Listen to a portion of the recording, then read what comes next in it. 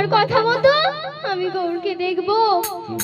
দেখি তোমার গৌর আমার কৃপা করে কি না, মনের আশা কৃপা করে কি না।